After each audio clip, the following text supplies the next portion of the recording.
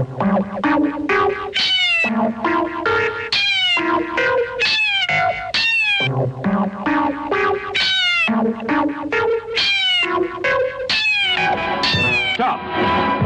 Look! He's gunning for trouble. 007. It spells Bond. I have been told that I must inform you the following program contains adult subject matter, adult language, and spoilers. Now thank you and enter if you dare. He's the idol of every woman. Who are you? Bond. James Bond. The envy of every man. The nemesis of the treacherous Mr. Goldfinger.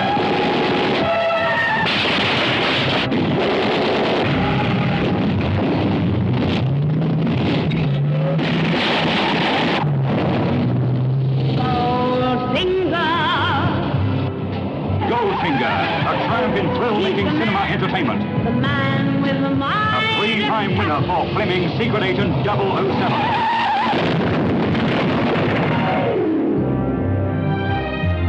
Who are you? My name is Pussy Galore. Isn't it customary to grant the condemned man his last request? You've asked for this. Come and purr over Honor Blackman as Pussy Galore. The female who is all feline. Also starring Gert Fröbe as Goldfinger. International cheat. International menace. Gentlemen! Goldfinger, why weren't we told the New York and the West Coast were in on this? Goldfinger, I made a delivery. Where is my money? And you owe me $1 million. Goldfinger, the man with a finger in every pie. His goal, Fort Knox, the world's biggest bank. His enemy, 007, the world's wiliest, toughest gentleman agent with a license to kill. 007, it spells Bond. James Bond, mixing business with girls and thrills. Girls and fun. Girls and danger. The hotter the danger, the cooler he takes it. I think you've made your point, Goldfinger. Thank you for the demonstration. Choose your next witticism carefully, Mr. Bond. It may be your last. Do you expect me to talk? No, Mr. Bond, I expect you to die.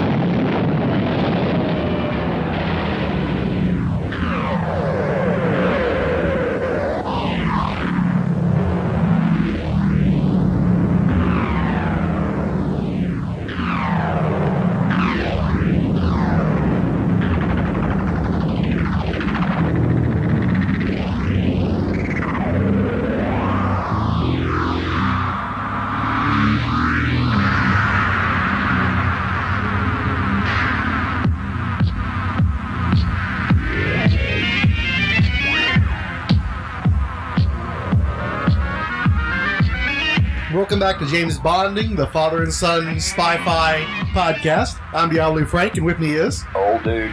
And this time we're going to cover what many feel is the greatest James Bond movie of all time, Goldfinger. What was Goldfinger about? Well, Goldfinger is another megalomaniac that has a thing for gold. He worships gold. He desires gold sexually. He just loves gold, but he wants his gold more valuable than anybody else's gold. And he cheats at golf. He cheats at everything.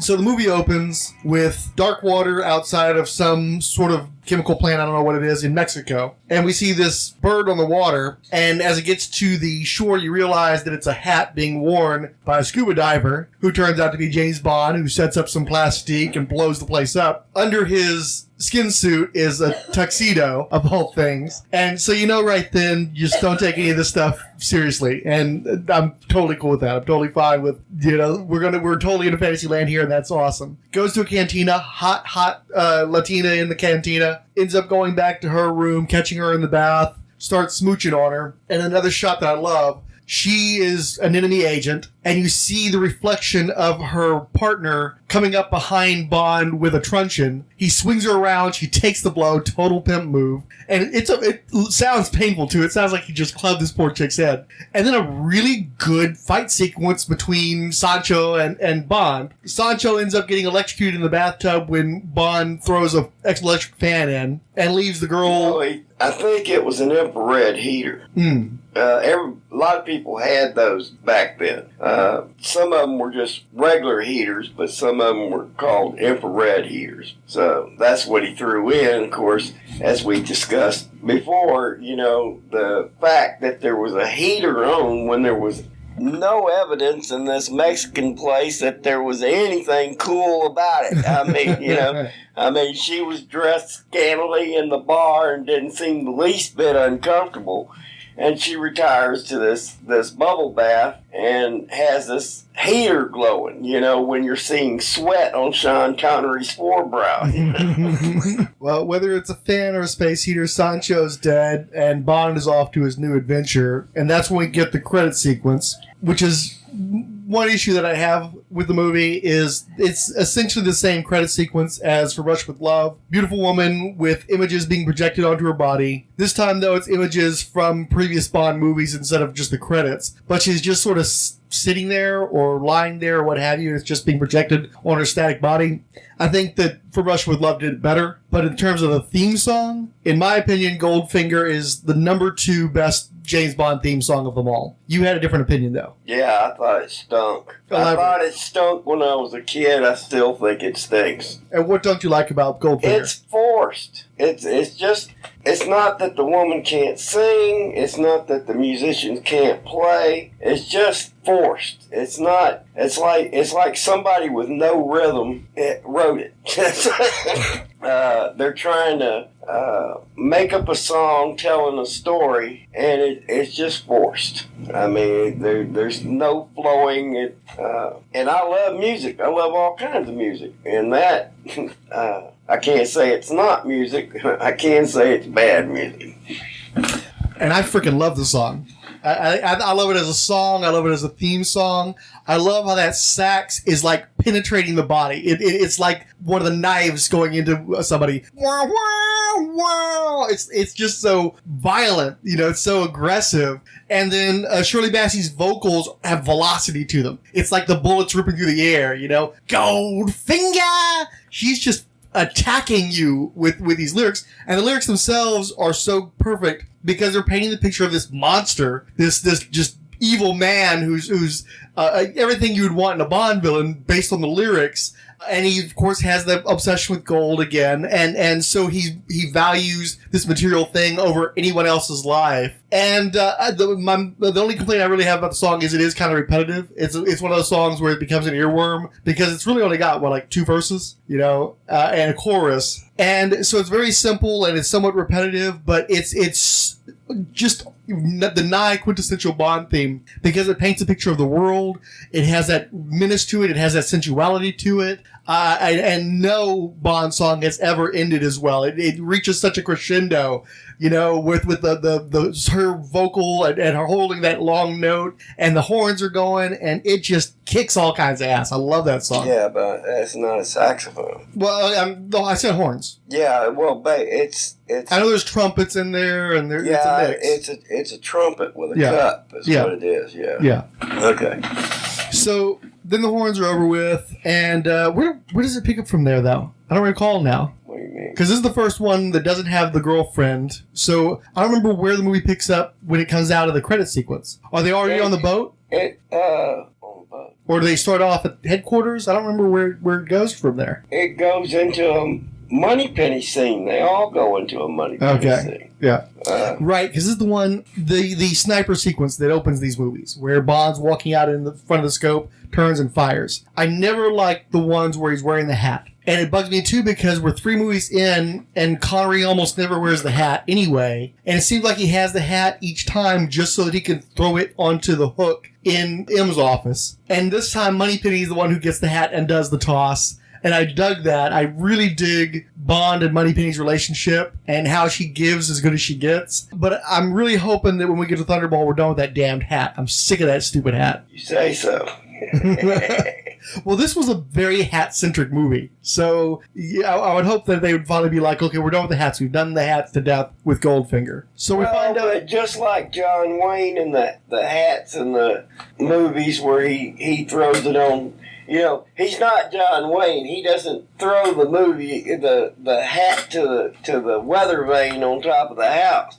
But the whole point is that he never misses that hat rack. Mm-hmm. So that's the gummy of it. It's like being in the office and making a 2-pointer in your garbage can. Mm-hmm. So we find out that the British Secret Service wants to investigate, what's the fellow's name? Ernst? What is Ernst? What is his name? Who? The dude, Goldfinger. He has a first name, though. Oh. He's some German dude. He apparently had ties to the Nazis. Yeah, We just call him Goldfinger. I always try to call him Armand, but I don't think that was it. Yeah, the dude actually is named Goldfinger. It's you know, he is what he is. Yeah, it's a pussy galore thing. Yeah, exactly. So he's moving all kinds of gold. It's very suspicious. So Bond is sent to so first Bond meets up with him on a cruise where he's using a beautiful blonde woman to cheat at cards. Bond sleeps with a beautiful blonde woman. Goldfinger's not happy about it. That was supposed to be on the ship because I was thinking that was no, it wasn't. Was that on a resort? No, it was a resort. I thought that was on a ship. Okay. No, it was a resort around the pool.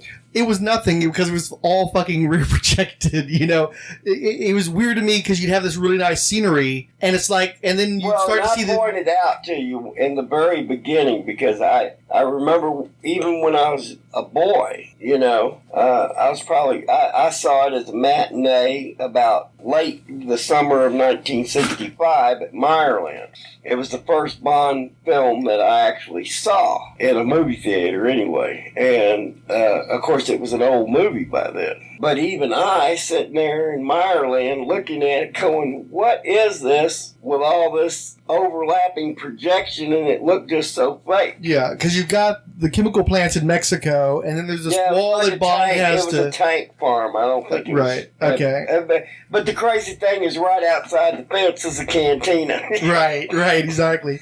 So you've got the tanks, and then you've got the wall that Bond has to scale, and then right past the wall is the little shore of the bay or whatever he's in. And these are not the same place, and they've superimposed one on the other, and it's super obvious. Well, and also when they pan back, and you're looking at, because he's escaping from the tank farm he's blowing up into the cantina on the other side of the fence. Mm-hmm. And what you're seeing three overlapping superimpositions, and it's so obvious, they're moving in different directions. But one thing that's interesting, though, is even though it's fake, I like how it's moving. I like how that camera just keeps moving. It has a surreal quality to it. There's no doubt about it. And the same thing happens at the resort because you're following Felix Leiter's character as he's walking around the resort, and the camera's panning around, and you're following his motion, but you're also seeing the scenery in the background. I'm surprised you're not saying something about that because you're watching these films pretty much for the first time, seriously,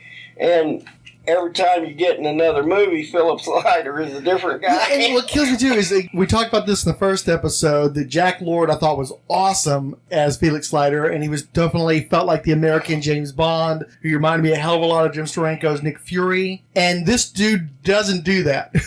This dude looks like a salesman or like an insurance salesman to me. And he's middle-aged and gray hair. Yeah, he's got a typical build. Yeah. His suit doesn't fit him. He probably actually looks like a real spy at the time. Right, a real frumpy guy. Yeah. We're wanting spies that look like spies. Yeah, Jack Lord was so cool and so fashionable. And what's funny is it turns out this dude is actually a year younger than Jack Lord. But I guess Lord was getting the dye in the hair, and he's keeping himself up, and he looked good about it. But yeah, big disappointment in Felix Leiter. There's people in our family that went silver in their 20s, so Yeah. I'm still hoping to go silver. It hadn't happened. I've got some streaks going. But Well, nothing. I was a blonde that strutted it like a cock, and of course, now I'm an ugly salt and pepper, and it really hacks me off. Yeah, luck of the draw. There you go. So Leiter's the one who puts Bond, or I guess initially puts Bond onto Goldfinger. And again, what's weird is all the principal, like, you've got the scenery and it looks cool,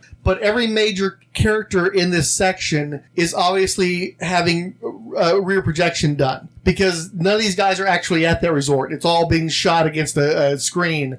And it looks bad. Well, it looks funky as you hell. know, the truth is you can complain about it. Yeah. But one of the things, we just watched the for the first time we're watching the special features, and one of the things you got to remember is these things are being knocked out, bang, bang, bang. Yeah, it's so far it's been one a year, and Connor's appearing in other stuff too. And that is unheard of in that era. Yeah. And today, unless you go to China, it's unheard of pretty much. Yeah, especially movies of this scale, because this one cost $3 million, so it's the same as the combined budgets of the previous two movies, and it's coming out the following year. And you got to realize that, and I'm not even sure you can say that it's due to inflation. I just know what things cost then and what things cost now, and every time I calculate it, it's about 10 times as much. So. But that just goes to show you that's a $30 million movie by today's standards. But at the time, it made $126 million. So that's $1 billion. This was $1 billion in $60 by that calculation. So you can laugh at it all you want to, but it succeeded in what it was made to do, and that's to make people money. Yeah, and the thing that gets me though is like the rear projection. We were just talking about that in the Promotion with Love episode, where it's like I accept that for car chases and boat chases and stuff. That's what you got to do because you can't. You're not going to have perfectly. It doesn't have to be chases. Look at all the love scenes that were shot in the back seat of a car. Right, but this is the or thing, the though, front seat of a car. But it kills me when you've got the rear projection being used and it's just the scene of people at a resort. I've got a good idea of why that happened. Yeah, they tell you why it's happened because it's in different places. Well, and also a lot of the filming happened in Miami, and Sean Connery did no filming in Miami. He was making another movie in another state, and so all the stuff they shot in Miami was Miami. They said Boca Raton. Florida. Right. Okay, so everything that was filmed in Florida was without Sean Connery, so that's one major reason. But so Sean Connery screws up Goldfinger's cheating card game that was worth $10,000 to him at the time, sleeps with his gal, and then as he's going to get munchies afterwards, he gets karate chopped in the back of the neck by some big dude in a hat, and he wakes up to find that his gal is dead, supposedly from skin suffocation. She really wasn't his gal. She was his partner in crime, and it's paid arm candy. Well, they make a point in this movie, too, that all the women that are hired by Goldfinger, none of them are sleeping with him. Right. And I think that that's kind of an important thing because I don't know if it's important because Bond needs the untainted Strange, or if it's the matter of they're pointing out that Goldfinger doesn't care about the Strange's own self. He's a Trump, man. It matters how people see him. Okay, he's in love with gold. He ain't got no time for women. He's in love with gold. He's got. That's what I mean. His passion is for gold. Which is why he also hires exclusively blonde women. It seems like. Yeah, I'm sure. Yeah, and he's a blonde in the thing too. If you pay attention, everything's about gold. But supposedly the woman dies. Her body is lying on a bed covered in gold paint. Supposedly she dies from skin suffocation. Right. And I remember seeing this movie as a kid and asking my mother, "Can you die from your skin?" And she's like, "Yeah, you breathe through your skin. If you don't have, if your skin's completely covered, you can suffocate." Not true. But apparently it was commonly believed back in the 60s that can happen. But as long as you can breathe through your nose and your mouth, you're not going to... It is true. No, it's not true. Oh, yeah. I just looked it up. It's not true. What can happen is you clog your pores, then you can overheat. because you're not sweating. You can also get toxic shock. Right, you can absorb toxins through your pores from the paint, but you're not actually going to suffocate because you're still breathing. Oh, through your well, mouth if and you your want nose. to make, I'm just saying, if you paint It can be everything hazardous, on your body, but you're not going to suffocate to death just from having gold paint. Well, but- and by the same token, like they did the thing where you have to have a 6-inch space somewhere in your body so your skin can breathe, and that's a bunch of hooey. It doesn't matter at all. But in the movie, they did do that. They did leave a hunk of her belly open just in case. It's because there was I can't remember what actor. In fact, it was an actress died, but it wasn't gold paint; it was silver paint. Well, I can tell you that Buddy Ebsen was the original Tin Man in The Wizard of Oz, and he had a toxic reaction to the skin paint, and had to quit the role. Right. So the girl's dead, and so then later on, Bond inserts himself into a golf game with Goldfinger, where Goldfinger and his henchman, a giant Asian man named Oddjob, are cheating at golf, but Bond manages to cheat them in return and win the golf game. And that's a pretty fun sequence, actually. I loved Bond's smart-ass caddy that it was working with him at the time. I wish that guy carried on for more than and the whole point is Bond was out cheating him right in front of him. Yeah. He would turn his cheats around on him. Yeah. And in that golf sequence, he did, he caught him cheating, so he just switched balls on him. Yeah. But the problem is by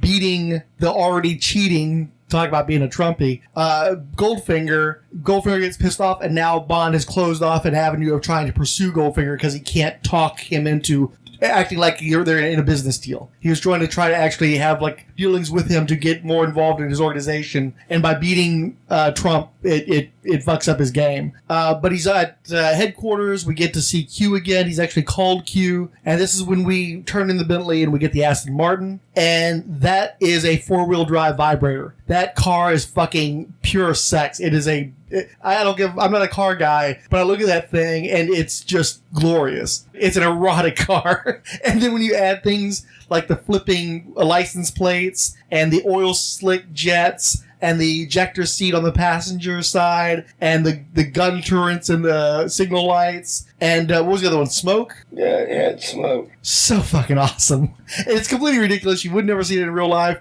but it's one of those deals. And also, wasn't this the first time where we got to see the weapons testing area? And they're doing all the cool, ridiculous stuff like the gas emitting parking meters and stuff? Right. I always loved that about Bond movies. Right. And I love that apparently Desmond Llewellyn got hired to play that role after the original actor was off working on another movie. But one thing that helped it make it in his favor was he was apparently a fan of the James Bond newspaper strip that had started running. And he was having trouble not addressing James Bond with the admiration that he felt that Bond was due, since everybody knew what his great super agent was. He was being directed by Guy Hamilton. Hostile. Yeah, because dismissive and hostile. Mm-hmm. And he couldn't understand what the director was trying to get at, and he was fighting it, but eventually he caught on to the gag. Yeah, the idea is that he loves his toys, he loves these inventions, and Bond doesn't treat them with their due respect. He does not treat them with respect, that's right, so Bond gets no respect from him. And this is, speaking of that director, this is the first of the movies directed by Guy Hamilton, who was, I think, Fleming's choice to direct the first movie, and he wanted too much money. But now it's got to the point where the guy who had done the previous 2 movies wanted too much money, so they flipped it back over to Guy Hamilton, and Hamilton ended up directing like 4 or 5 Bond movies total. And had a pretty good idea of how to handle Bond. I liked that he played down James Bond as a superhuman agent and played up the cartoonishness of the villains. You've got some really great villains in this one, just like you had in the first movie. We've had pretty consistently great villains so far in the Bond movies, but Oddjob is, of course, one of the most famous of all. This hulking Hawaiian silver medalist in the Olympics. The only thing that got me with Oddjob, though, is because you only ever see him in a suit, I wasn't aware of how muscular he was, especially by 1963. Well, he was an actual wrestler. Yeah, the dude's freaking huge, though, but you never even see that. He looks like a half-crippled fat man. Mhm. But in fact, they say he was like 284 pounds, and of course, the guy, you can tell by looking at him, he might be 5'7", Yeah, and he's a brick. He's the man. That's right. He's a brick. He's a big rectangular of pure muscle. There you go. Yeah, and then the fellow who's playing Goldfinger, apparently he played like a child molester in some German movie, and the dude has this constant look of contempt and disinterest at all people in all. Well, he's got that look of slime. Yeah, and he's so great at just look. He's got such a punchable face. He's one of these guys you just like. You hate him on. Well, sight. he looked all right when he was wearing his glasses and he had his real haircut. Well, actually, I think that was a different actor. I think that was a screen test of the first actor they'd hired to play the part, but he got replaced by this German dude. I don't think that's the same guy that was in the special features. All right, if you say so. Okay, so since Bond's game has been queered, he's following. He's got a tracking device, one of the new gadgets, and he's following Goldfinger from a distance. And there's a girl in a Mustang that's looking pretty hot that he kind of wants to pay attention to, but discipline. And he doesn't pay mind to her until she takes the sniper rifle, the .22 that we saw in From Russia with Love, and starts firing on him from a higher cliff. And then they end up having a car chase, and Bond whips out the Ben-Hur spinning, scythe things, which I asked you if Ben-Hur had come out by that point. They were called spinners. Yeah. So. And it turns out that Ben-Hur was in 59, so they did totally steal that from Ben-Hur. And so he crashes her car and takes her and drops her off. She's very curt with him. His charisma's doing nothing for her. So then Bond goes back to the villa of Goldfinger, and he's monitoring what's happening. And he's looking really good in like a black turtleneck and looking like a cool spy. And then the chick shows up again. It turns out that she's the sister of the gal who got killed by the gold suffocation. And she tries to shoot him with the same gun he'd used in the previous movie. Right. And so they ended up, she unintentionally triggers an alarm, and all these Korean agents that are working for Goldfinger starts chasing after them. You got a great woodland car chase involving the Aston Martin and all of its cool tricks. But unfortunately, in the end, Bond is trying to save the girl from these guys. She makes a break for it. And Oddjob has this hat that they've already demonstrated he can fling with such strength, and it's got a metal interior. It can sever the head of a marble statue and manages to catch this gal in the neck and kill her. And that's actually the jump the shark moment for me with this movie, because I'm totally digging it. I'm loving the pacing. I'm loving all the fantastic elements. Connery's got more of the charm back that he had in the first movie that I thought was lacking in the second. And then when he totally pusses out over this girl dying, and I thought that she was not dead. I thought that he was like basically surrendering to give her a chance to recover. But instead, I guess he's just like sad spy and allows himself to be captured. Well, he screwed up twice. Two people died because he screwed up. Yeah. And they were sisters. Yeah. And he didn't even get to make it with her, which he was planning on doing. You know that. Given, yes. Okay. So then he gets captured, and then he breaks loose, but then he ends up crashing the Aston Martin and getting captured again. And this is where the movie started to lose me, because then he spends like the next 2 acts of the movie as a captive in Goldfinger's custody. And yeah, they have the famous scene where he's strapped to the table and the laser is going up his crotch. And apparently when the original book was written, lasers didn't even exist. At the time the movie was made, lasers couldn't do what they show lasers doing in the movie. It couldn't project that kind of intense heat that would actually burn through metals. Well, go ahead and finish what you're saying, and we'll discuss all this. But you got the famous line where Bond's like, "Do you expect me to talk?" "No, Mr. Bond, I expect you to die." And Bond manages to talk him out of killing him because of what he might know about the grand scheme. So it's a total bluff. And at no point over the course of the time they're keeping Bond alive from this point onward do they ever offer any kind of satisfactory answer to why Bond is still alive. And Bond himself, instead of escaping at some point, he escapes and then he gets captured again and again. It's like, what the fuck are you doing, Bond? Get your shit together. He's spending all his time being held by people. He wakes up from getting shot with a tranq gun, and he's on an airplane, and Honor Blackman's there from the Avengers, and she's playing the infamous Pussy Galore. And it's like, for me, it's almost like a totally different movie at this point, because, like, wait, so the gal that I thought was kind of cool and was immune to Bond's charms is dead, and now there's this other lady, and she's a henchman for Goldfinger and a pilot, and she's got the ridiculous name, and like it felt like I'm starting all over again with this movie. It ticked me off. Well, first off, a lot of the stuff that's ticking you off was designed to keep fans. Everything that was in the previous movies is in this movie. You look at the weapons. The same weapons are in it, only they increase it even more. They push the weapons so far that an American soldier is carrying a British Sterling machine gun. Come on now. And not only that, but they're also carrying 1928 Thompson machine guns and the M1A Thompson machine guns.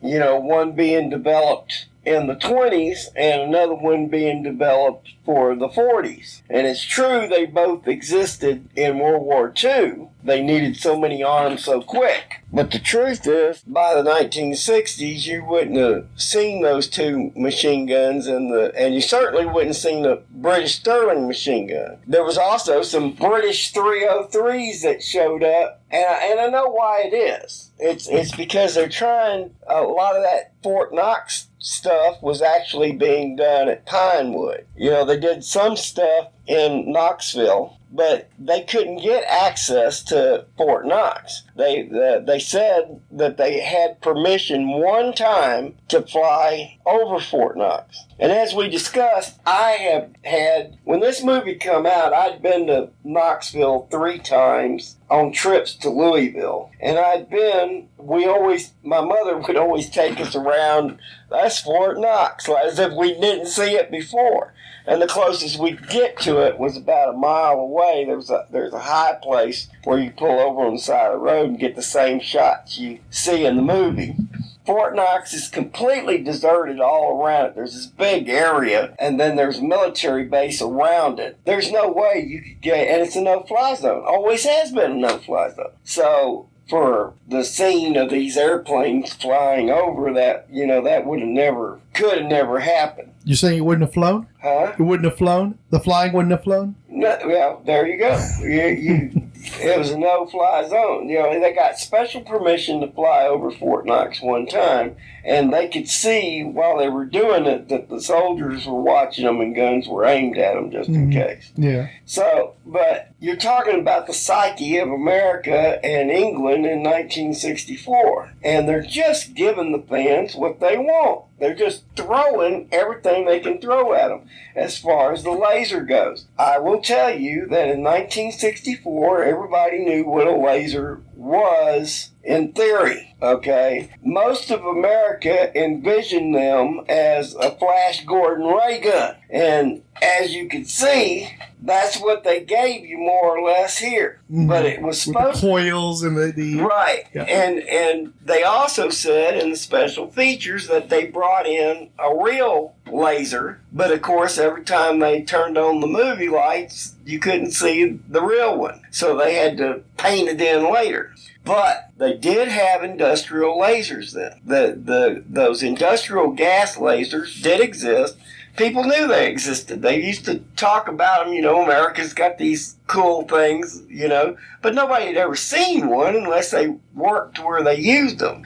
And also, that was probably the first time people got, you got to admit, the laser light emanating from it looked like laser. Yeah, it looked cool. Well, but always before... I liked how the metal cut, too. It looks... I bought into that the metal is slowly melting under the laser. Yeah, it was a guy with a propane torch underneath melting solder. But it worked, man. Yeah, okay, but the thing is, people were actually getting to see what laser looked like, because in most cases it was like Forbidden Planet. Remember the laser light? It was colored, but it was spread out. It was like a wide beam. Or you got the Flash Gordon kind where sparks were flying from the end of the thing. So in a way, you can say they were delivering. You know, we didn't have laser pointers, and nobody really knew what a laser looked like. I mean, years later, we saw lasers, but they weren't in color. When they showed them to us, we watched them on TV, on these kind of news programs, and they were in black and white. You could see this, but it was black and white. How can you tell anything of it? But that's what people wanted. And I can tell you, like we were talking about, a lot of people thought this was the best Bond film, early Bond film ever. It still rates as the highest. I don't really see it that way, but what I can tell you, it created more excitement with the buying, purchasing public. It was a thrill ride, and it was the gimmicks and gadgets inside of it. I can tell you that every kid thought Odd Job was super cool because of his hat. We all wanted one of those hats. And you talk about Avengers, John Steed ended up with one of those hats. Actually, I believe Avengers predated Bond, at least the Bond movies. I think that the Avengers started in like 60 or 61. Of course they did. She left the Avengers to do this Bond film. Yeah. Yeah, no. She was the second female companion to John Steed, though, wasn't she? No, she was the first. She was the original? So Diana Rigg came second? Yeah, she was second. Okay. And long running, and then there was a whole series of them after that. Mm-hmm.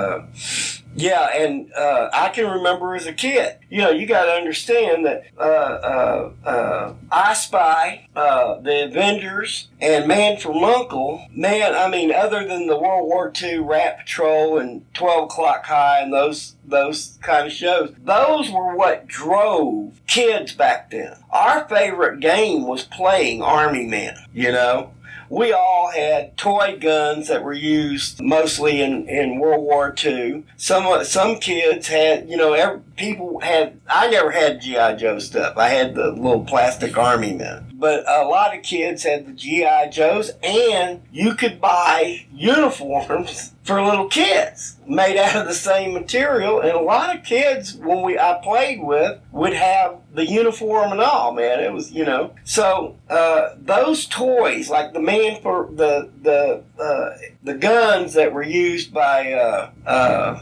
the bad guys and Man from U.N.C.L.E., a lot of kids had to have those. And Man from U.N.C.L.E. also had a gun that was a camera that converted to the gun. I often refer to that as the first Transformer toy. Mm-hmm. I had one of those. Almost every kid that could get one got one. From this movie, I collected Matchbox toys. Most kids did. A Matchbox car cost 50 cents. Which was a lot of money to a kid then. Yeah. But we could get odd jobs. Some kids had allowances as high as 50 cents back then. I was supposed to.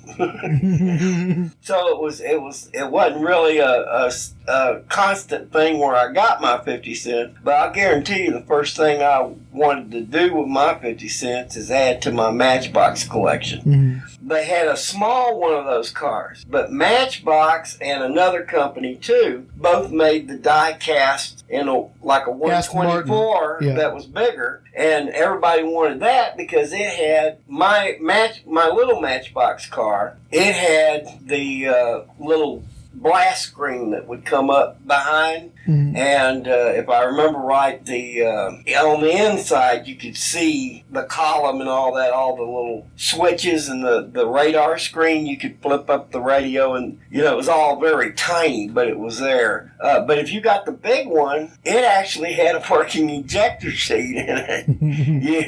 You could take the top off and punch the button and it eject the seat out. To a boy in 64, 65, 66, they just don't come no cooler than that. And it wasn't one of those fads that went away.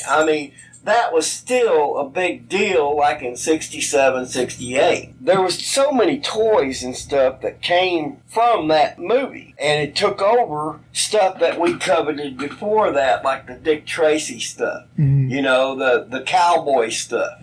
Eventually overshadowed the Army Man stuff. We all got into that too. And it wasn't just the Aston Martin. It was also the XKE Jag and Rolls Royces. My dream car for a good piece of my life was Rolls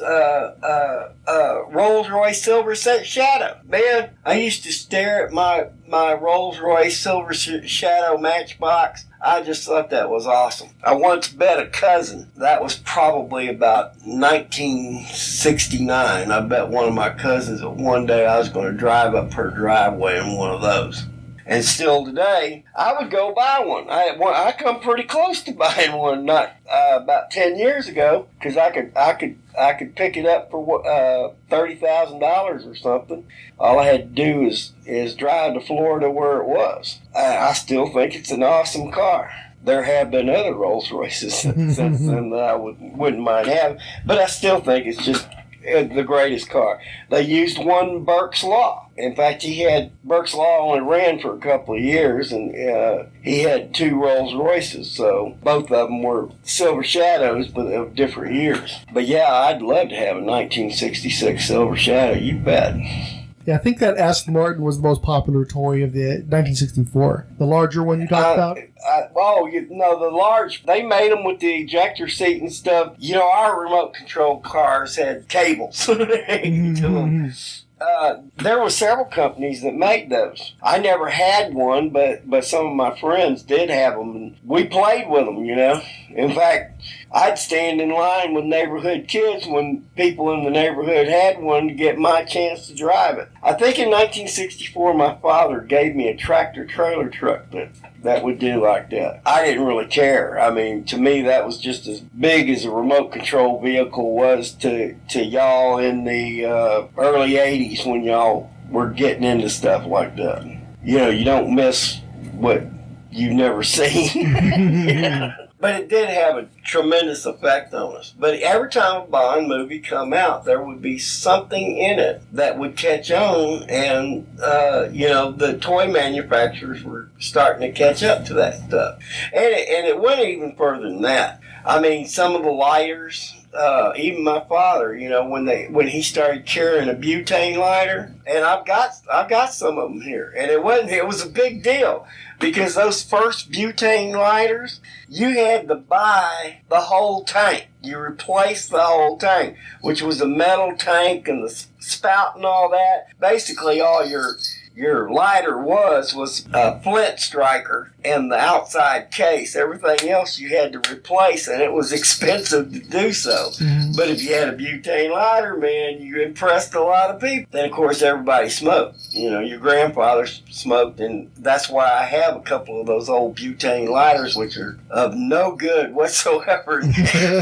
You'd have to be a MacGyver to get one of them to work, because you'd have to figure out how to refill that silly tank, and I don't think you could do it. But this Bond thing didn't begin and end with Goldfinger. It was building film for film, and like we said, they were cranking them out one a year, man. Mm-hmm. It kept the excitement up. So we find out that Goldfinger has been farming out work to all these different mafiosos in order to construct his lasers and pull together his big plan.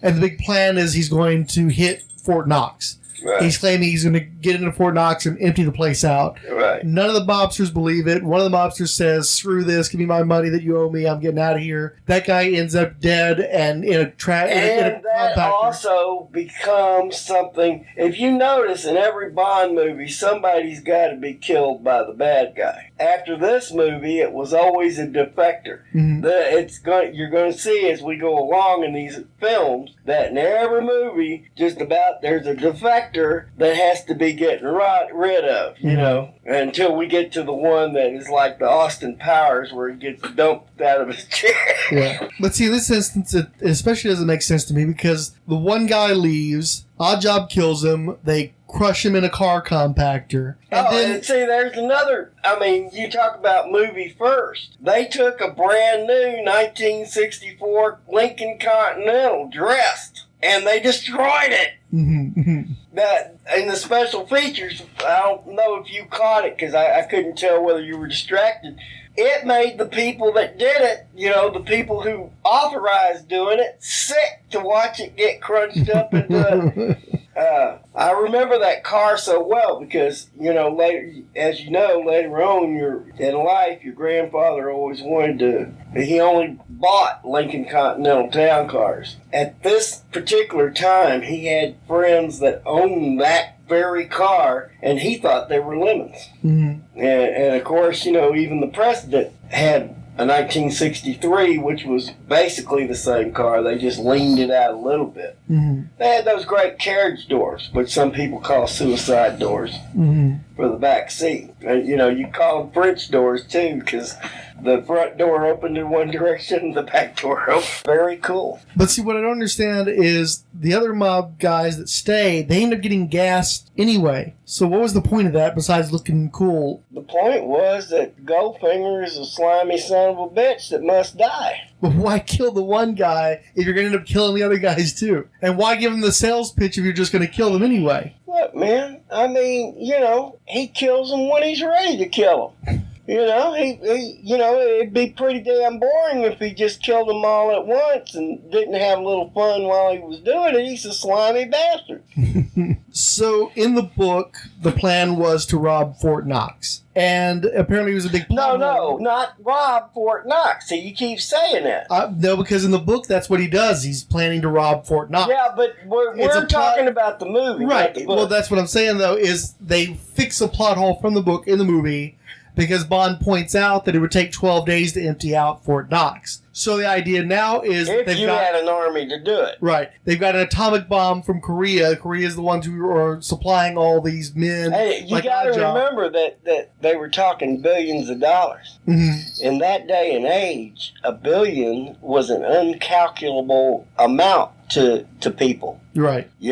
And so in this movie, the plan is to take an atomic bomb into Fort Knox and detonate dirty it. Bomb at that. Yeah. And irradiate America's gold supply for 57 years. Right. So that anybody who has gold that isn't in Fort Knox is going to have an appreciation of by a factor of 10 or something. That's right. So he's actually just making the gold he already has more valuable. Right. His gold has to be more valuable than anybody else's. Yeah. And he alludes to the fact that he had a plan to make that a reality. In other words, I've got my gold. I'm going to continue to collect it, but I'm going to keep damaging other people's gold. Yeah.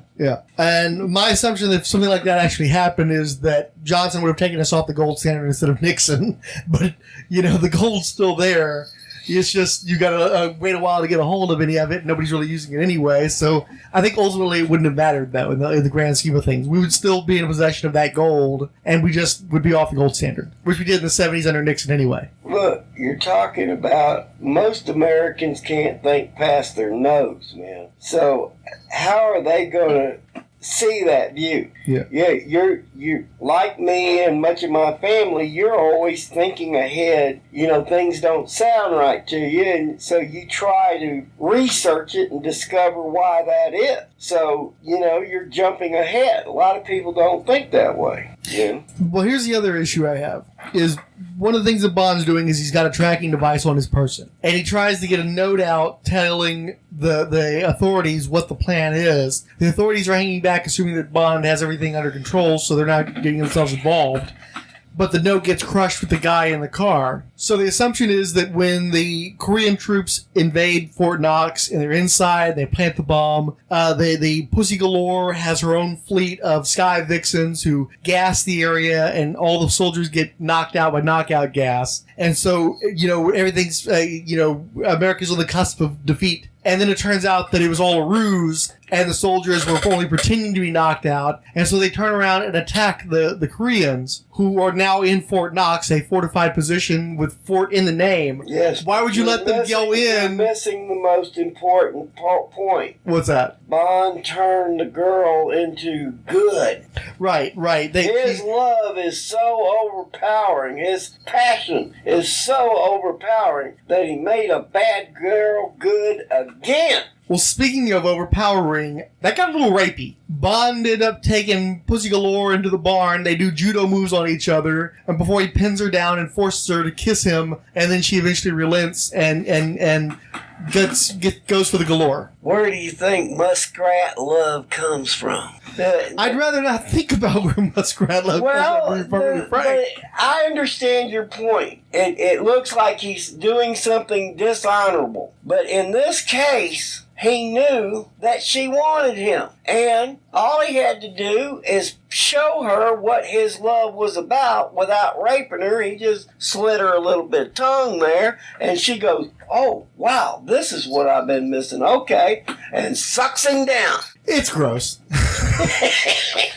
You know, that we watched the bonus material where Honor Blackman is basically saying that Sean Connery is the hottest guy she ever met. But I really don't feel the chemistry between those two in this movie. I'm not seeing it. Well, you know, I have to admit I agree with you on it, you know, but I have to, not just because of Honor Blackman's. You got to understand how controversial it was to most people who didn't know anything about her contract. It was the first time people in this country got a good look at Honor Blackman. She was well known where she was, but we only pretty much knew her from Avengers. And of course, it was a real cheap, the way they filmed it there. When you look at the digitally enhanced, because I've got them, DVDs of them, it actually, I remember when I was a kid, it looked that way on American TV. Basically, you could barely see the scenes, especially indoor scenes with her, because if she hadn't have been such a white person, she was a blonde and very fair skinned, you'd never seen her at all in that. She stood out, even though everything was dark and almost non-distinguishable in a lot of that. So really all you saw was her face and the shape of her eyes and what her hair, the shape of her hair, and of course that mole on her face looked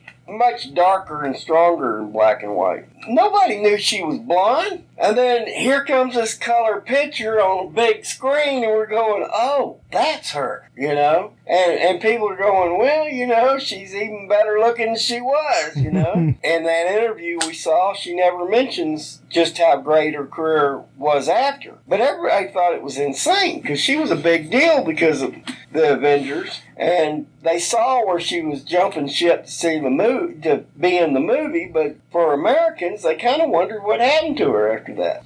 I wasn't really into her, though. I didn't like the character. She was too... It's like you're talking about being forced. The woman who's avenging her sister's death, and she's going out there with her sniper rifle, and she sucks at it, but she's doing her best, and that's what she's focused on. She's not interested in Bond. That was working for me. And then Honor Blackman shows up as Pussy Galore, and she's not interested in Bond either, except she is. You missed the train by 20 years. Let's face it, 20 years later, you're still a little kid. And, you know, so much has changed. The culture has changed. You don't see it the same way we saw it. I mean, you're looking at it as, that'd be like you watching a Ma and Pa Kettle film. The humor worked for us 20 years later. But it's not going to work for you. Yeah. It's going to look like bad acting and silliness. Yeah. You know. And again, speaking of silliness, they let the Korean troops into the fort and then they start the counteroffensive. Why would you let them penetrate your defenses, plant a bomb, and then start attacking them? Because they thought what they wanted was the bomb deactivated. They wanted to catch the perpetrators and destroy the enemy by capturing as many of them as they could and trying to find out where the real enemy was, because they felt it went well beyond Goldfinger. And at the same time, they didn't want to put a bullet into a nuclear weapon. Yeah. Well, and I imagine... Then again, yes, it was a ridiculous premise. Right. You know? All the guys are like, and they wake up, oh, you know, just kind of goofy. But I guess if nothing else, it contains the bomb. If it does get detonated, I'll tell you not in the a part civilian of that area. I really wanted to see. I wanted them guys to upright the overturned vehicle and climb in it and ride in. I really did. Every time I see that movie, that comes into my head. Mm-hmm. I want to see the guys push... And I have seen that in another film, but I always wanted to see it in this film. We do get to see Goldfinger do the great gag where it turns out under his tuxedo, he's wearing a general's uniform and manages to basically walk out of the siege that you know, as a general. Colonel's uniform. Whichever. High-ranking military official. But he's got his gold Magnum 45 or whatever that was. Oh, it was Smith & Wesson. So you'd think that'd be a bit of a tell. I don't think many of our brass actually get to run around with gold revolvers. And see, he had a gold gun before. The man with the golden gun. I was thinking that, yeah. There you go. we get But the final. It was a Smith & Wesson 357 Magnum. Yeah, we get the final battle between Bond and Oddjob, which was pretty cool. Oddjob has a cool demise, and Bond does have a good zinger for it. And you think everything's going to be resolved, but then Goldfinger turns up on the plane that's supposed to be taking Bond to meet the president. So and he knows Pussy Galore is a traitor, yet he's still going to use her piloting skills. Right. Then again, here's the CIA and the military wishing Bond well, putting him on Goldfinger's plane. Yeah. So, and that's another point most people wouldn't notice.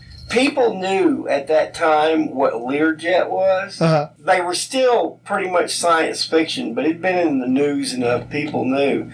And they wanted to make damn sure you didn't think that jet was a Learjet. And they used it twice. His jet was one, and the jet that he was loaded on that was supposed to be U.S. Air Force owned. Mm-hmm. Both of them were that jet, which tells you that they're, everything in those Bond movies they're promoting. Another thing you never notice is in all three movies they managed to put a Ford station wagon in there. Mm. There's a 62 in the first one, 63 in the second one, and a 64 in the third one. Mm-hmm. The Ford station wagon. And it don't end there. Well, Goldfinger has a cool demise. Bond ends up in that pussy at the end of the movie, the way you would expect him to.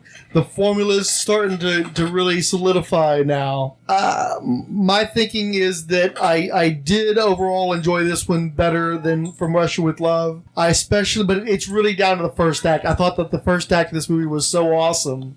And I was just so bummed that the movie couldn't carry on that momentum. But, a lot of iconic imagery, a lot of fun moments. Overall, solid. Definitely doesn't have the boring, super slow parts like From Russia with Love had. But I still think I like Dr. No better. I think that just the raw charisma and the masculinity of Sean Connery is so much better on display in Dr. No. I still think that's a great villain. Just the circumstances, the scenery, everything about Dr. No worked better for me so far over the other two movies. But Goldfinger definitely comes closer than From Russia with Love. Okay, there you go. And what about you? Like I said, I like every one of them. They all have their. I can't. We've discussed Thunderball is one of my favorites, and we're going to watch that next. And depending on your stamina, we might get to it today. And we'll see how you feel about Thunderball over Goldfinger. Yeah, but so of the first three, though, you don't have any strong preferences. They're all about equal to you. No, I don't. I have to admit that Goldfinger, as a phenomenon, outside of the film, probably out of the Bond films, probably did have more of effect, but I don't think it makes it the best Bond film. And and while that car is one of the best gadgets in any movie ever to be produced, it started something. I don't think that makes it the best film. It's just one of those things. And like I said, I think things like the Bond film, you really have to take as separate entities, and comparing one to another is kind of hard to do. It's like comparing Bonds. I don't think you can do it. But people have been doing it for a long time. They do it, but it's really just their preference. Mm-hmm. Every Bond has his own thing. I'm sure. Okay, you look at your nieces and nephews, my grandchildren. My granddaughters saw some of the Bond movies when I was watching them on VHS, and they thought they were hot. Oh, he's hot. He's hot. And I'm going, he's old enough to be my grandfather. And I know loves Sean Connery. Medicine Man's one of her favorite go-to movies. Even as an old man, he had it working, Well, he was people's, man of the year, sexiest man alive after he pretty much lost his hair and was all white and everything else, so. Well, there you were. What is sexuality, Honor Blackman was probably in her 70s when she did that interview, and she was looking pretty good. So, hey.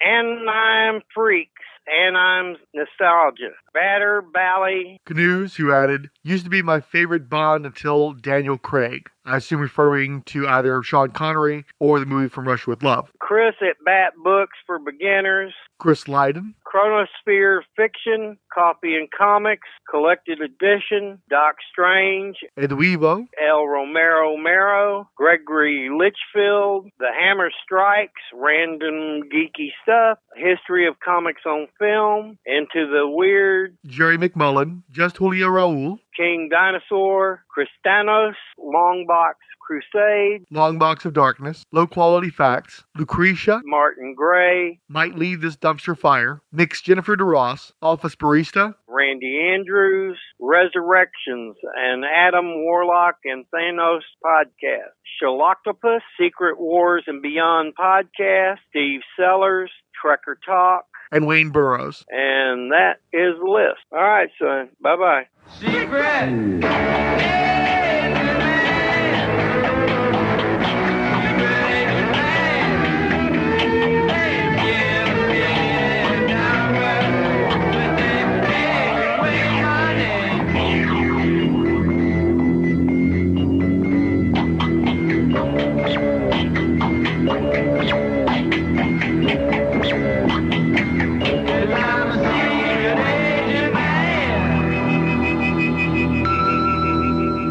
The preceding program is intended for the common good at no expense to any citizen. It should therefore be considered to possess a license to thrill in service to fair use, and not seen as a hostile act against copyright owners in the international marketplace.